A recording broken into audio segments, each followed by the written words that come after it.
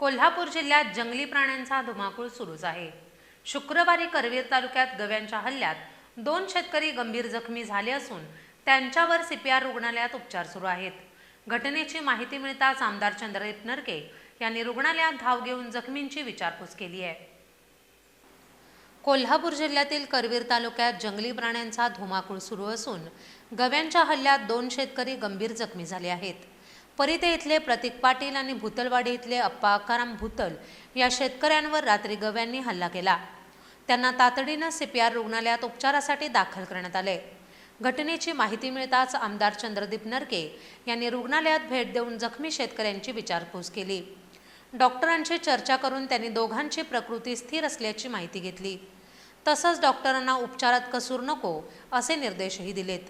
जिल्ह्यातील वाढत्या वन्यजीव मानव संघर्षावर आमदार नरके यांनी प्रशासनाला तातडीने उपाययोजना करण्याचे आवाहन केले। शेतकऱ्यांच्या जीविताचे रक्षण करण्यासाठी वन विभागाने प्रभावी पावले उचलावीत अशी मागणी त्यांनी केली आहे।